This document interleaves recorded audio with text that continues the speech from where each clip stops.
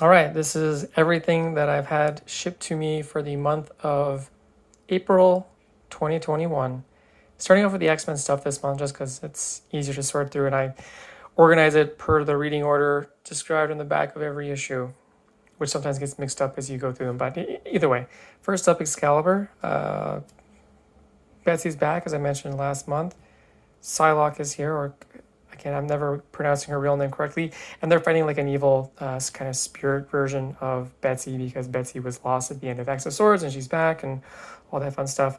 I'm curious with this book because Rogue was announced to be in a new X-Men book, so I assume she's leaving Excalibur, unless she pulls like a Wolverine and she's in multiple titles. But yeah, we'll see. Moving on, Marauders. Marauders are doing Marauder things.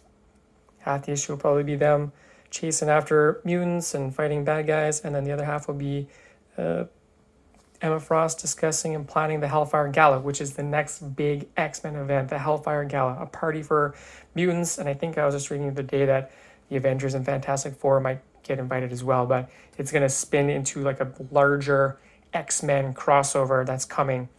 I mentioned Rogue being in a new X-Men book. They're relaunching the core X-Men title, and she's going to be part of the new X-Men team that actually goes on to superhero stuff.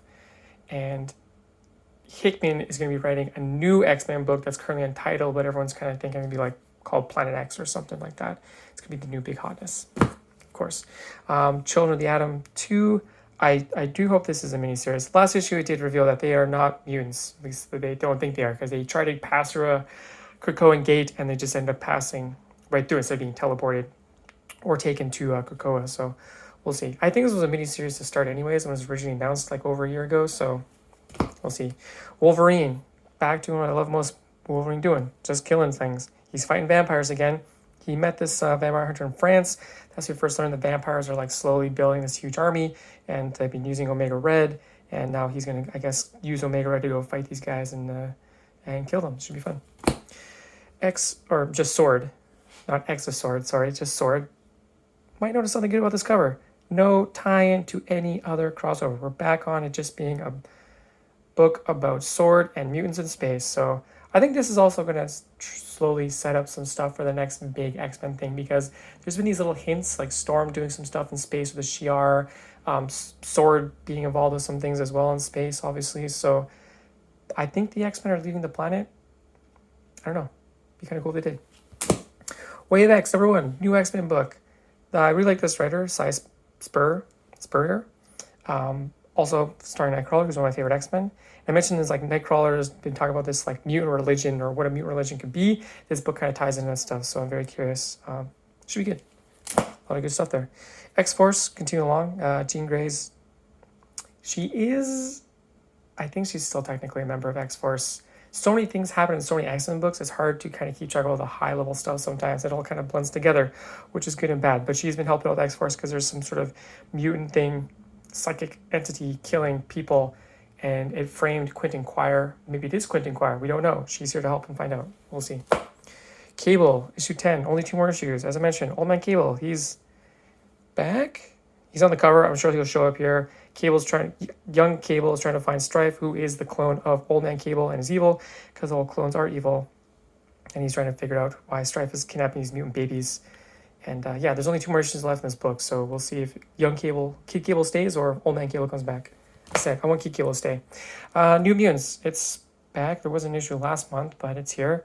And they're still dealing with the Shadow King, convincing children to partake in, I always call it the Reckoning, the Crucible. It's the thing that mutants with no powers have to go and fight another mutant to prove they can get their powers back.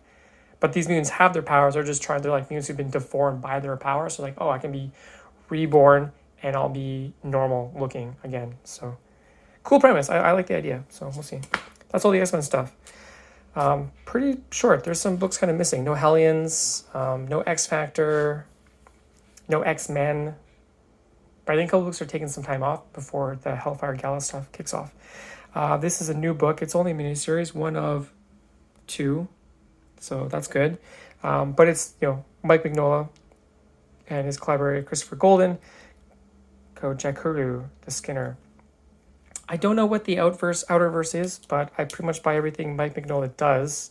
He's actually doing a lot of writing with this Michael Golden, so I'm actually not picking up everything because some stuff I'm like, don't really need that. But this looks spooky, so yeah. This was just in my pile this month. Something is Killing the Children, which is weird because this is number one, but the first issue of this book actually came out over a year ago. It's pretty popular. I'm not sure why it's there. I inquired. I'm waiting to hear back.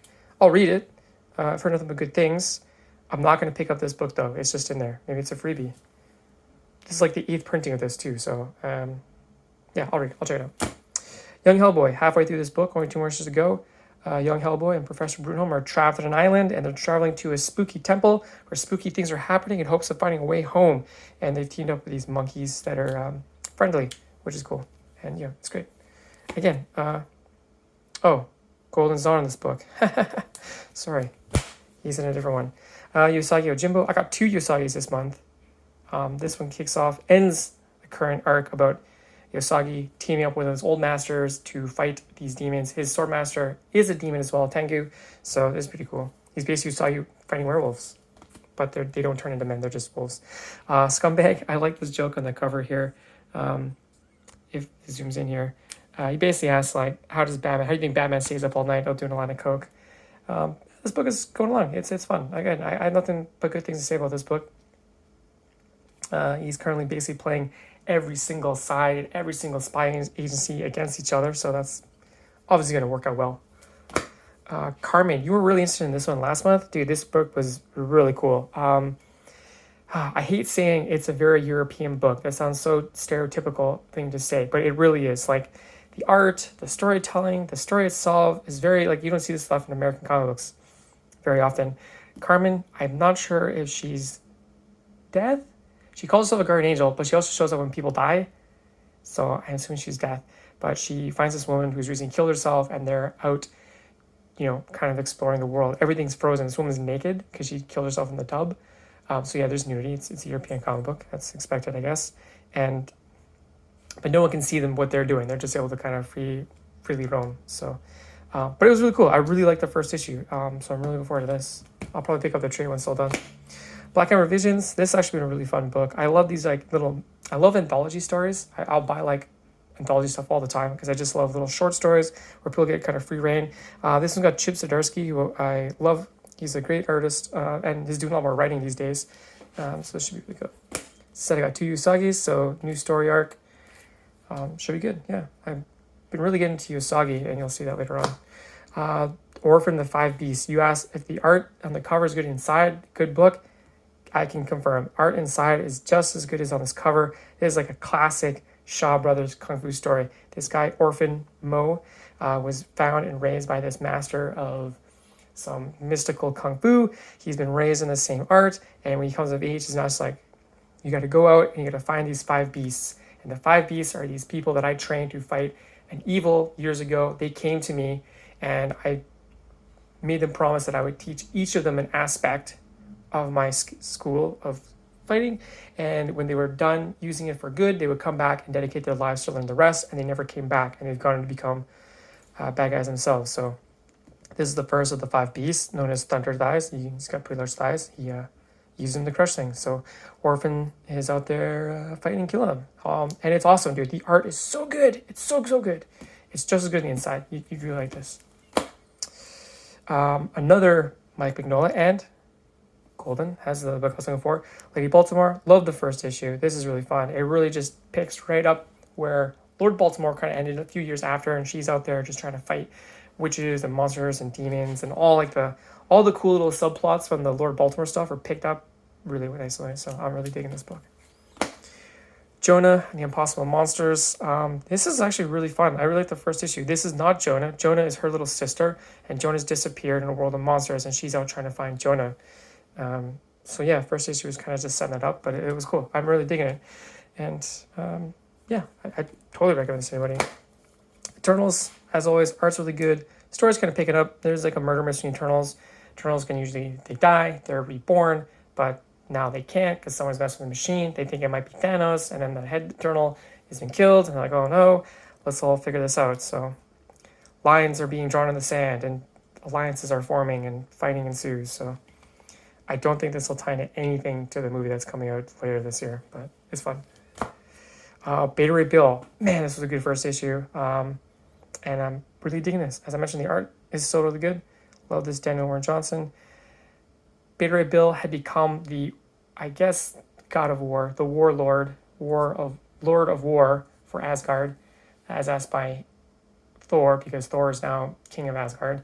And but also Thor destroyed Stormbreaker, so Beta Ray Bill doesn't have a way to turn back into his older self. He's just always this big horse cyborg monster, even though he can still kick ass. Like, he beat Thor originally in this form, so he's no sucker.